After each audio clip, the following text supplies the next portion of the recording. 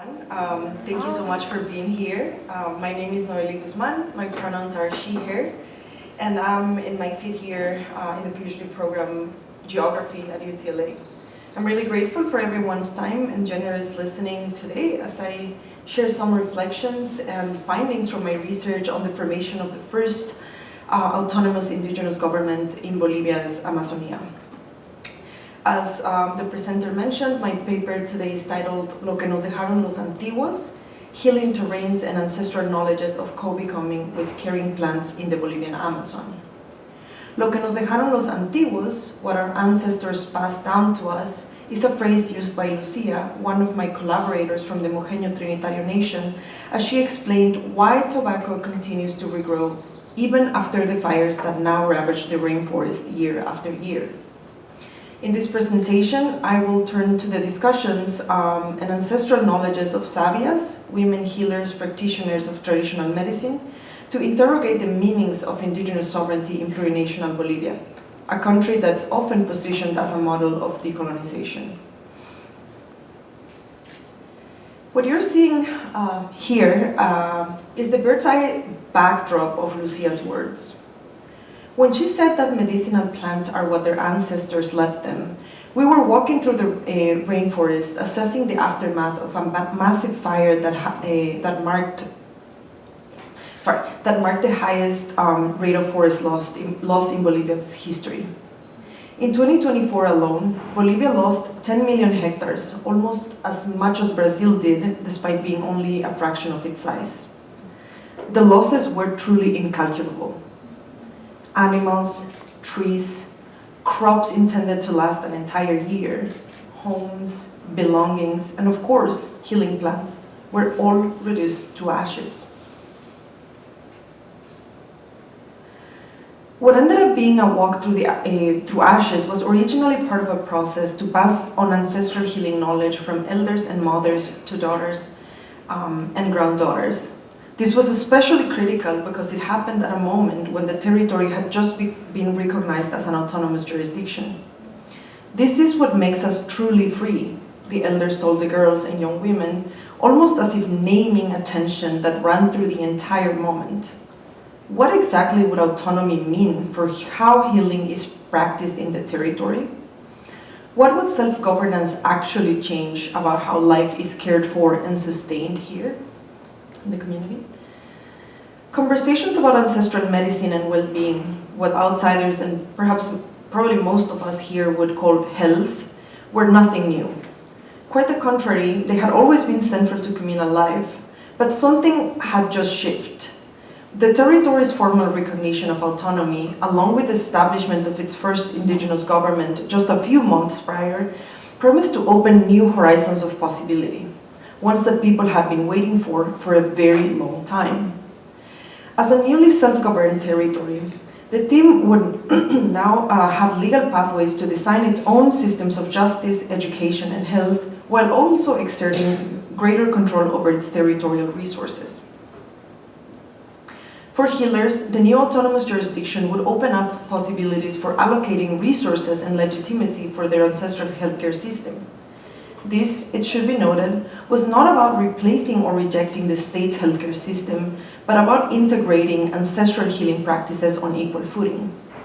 In other words, the goal was to practice their knowledge under better conditions through a recognized and legitimate system of care. The path, however, was not as smooth as the elders and healers had envisioned.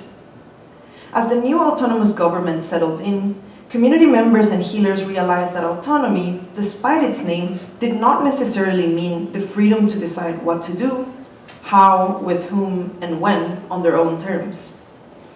Instead, it had become apparent that the process had led them to become a smaller version of the Bolivian state, adopting many of the very structures and bureaucracies that had long failed indigenous communities. Indigenous peoples have long been and continue to be portrayed as sick and dying. In the global north, settler narratives about indigenous health are saturated with references to madness, addiction, violence, and chronic illness. While less pronounced, perhaps, similar narratives are also persisting in the global south. Bolivia, often regarded as the world's first indigenous state, sought to decolonize its institutions and apparatus itself by purging it of the colonial rationalities it had inherited. It aimed to do so by recognizing, systematizing, and institutionalizing what came to be known as traditional medicine. This effort materialized primarily through legal frameworks and aimed to certify indigenous healing practices, placing them on equal footing with the state's healthcare system. Yet an unspoken precondition for this recognition was the need to establish mechanisms that would make these knowledges legible, standardized, and verifiable. The knowledges the state sought to certify needed to prove their effectiveness, scientific basis, and replicability. At its core, this was a process of producing conventions, of imposing structured procedures, fixed timelines, and formal protocols that facilitated the extraction, transmission, and reproduction of these knowledges, even outside their original context and practitioners. Seen like a state and shaped by centuries-long preconceptions of indigenous societies as inherently lacking, with beliefs, not knowledges, deemed informal, superstitious witchery or sorcery, and devoid of rigor, the state claimed its aim was to eliminate improvisation, all in the name of efficiency in care. But rendering plant knowledge first legible and then governable requires a process of fixing, of forcing what is fluid and relational into extractable and rule-bound forms that reduce and simplify interconnected constellations of knowledge into dissected fragments with controllable and predictable effects. It's safe to say that this is the exact opposite of how forest healers understand and approach health and well-being. To be a healer, and for a plant to be medicinal, one must know not just which plant to use, but also where it grows, its changing temporalities over different seasons, how it interacts with different parts of the body at various stages, and its distinct components. Its uses and applications arise from this synchronized dance of all of these factors. Living, healing, and working with caring plants is not just about their therapeutic properties. It's about ways of being in the world that unsettle the divide between embodied knowledge and so-called objective, formalized knowledge.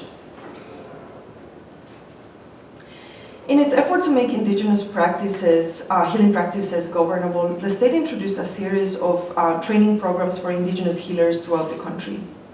These programs required healers seeking official certification to learn about a few things, and the body was one of them, but now framed as human anatomy.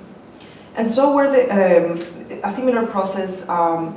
experimented a similar process creating plant syrups, all of which would then be sanctioned as valid or not by external state-designated experts in a process that could take months or even years. As part of this process, new categorizations and specialties were created with 4 distinct roles. We had the bone setter, herbalist, spiritual guide, and midwife. While state officials might disagree with me here, these programs were not simply about learning new things. They were actively prompting the unlearning and replacing of indigenous understandings of the body, territory, and well-being.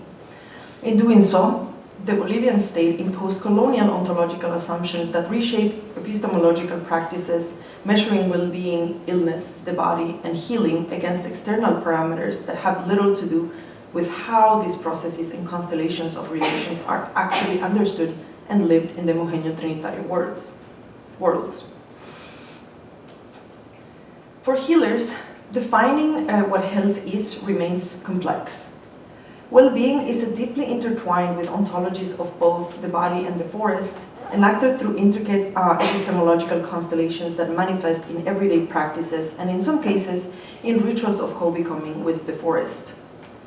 These practices weave together soul, body, mind, and the land, not as separate entities that interact, but as an enmeshment where distinguishing one from the other is not only difficult, but also not particularly useful. What the settler case insists on seeing as sick and decaying indigenous populations, the community at the heart of this work disproves. In Retiro, critical and chronic illnesses are almost non-existent. When people feel unwell, it's often described as being broken or descompuesto, which is frequently equated with having suffered a car accident or being the target of someone else's envy or malice, both of which can cause deep suffering, paralysis, and restlessness. What you're seeing here on the screen is one expression of how healing plants act within the body in the Amazon. Or put differently, a visualization of embodiment and an enactment of co-becoming with the territory. This map was drawn collectively by women in Retiro, and it traces how different plants work on the body and how the body itself is moved through by other forces, sometimes beyond plants. As you can probably see, healing here also involves fire, animal fats transformed into ointments and oils, the influence of celestial bodies like the moon, and the slow, disciplined, and intentional temporality of healing itself. What emerges then is not a bounded body, but one that is relationally composed, open, extended, and in constant flux with the territory. In many ways, this is another iteration of what Maya Xinca indigenous feminist and healer Lorena Cabnal has theorized as cuerpo territorio, a way of understanding the body in unity with the land and as a historical territory itself. Casimira, one of the most respected midwives in the community, shared that despite her long-standing recognition as a healer, she ultimately decided to abandon the state certification program. The program had promised an official certificate and potentially even formal and compensated employment within the new autonomous government. But throughout the process, she not only faced dismissal of her knowledge, she was told that if she obtained state certification, she could be prosecuted for malpractice if her practices were ever deemed invalid by state experts and the settler science. Many other healers facing that same possibility made similar decisions. Some decided to leave the training program. Others stepped away from midwifery altogether, especially after being reminded that autonomy does not exempt them from national regulatory frameworks and that malpractice is a crime that could mean incarceration.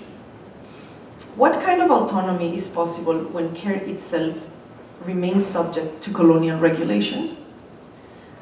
Where does self-determination begin, and where does it end when the power to define life and care remains elsewhere? I'll end here today, and I wanted to put those questions on the table. I wanted to thank you for listening to these reflections and experiences. And before I finish, I also wanted to thank my mentors for their teachings, for their generosity in walking with me through a world and through a way of being, teaching me a new way of being that has reset how I exist on this planet. And I also wanted to thank the tobacco plant for relieving me and showing me the truthful pathways and paths when I felt lost. Thank you.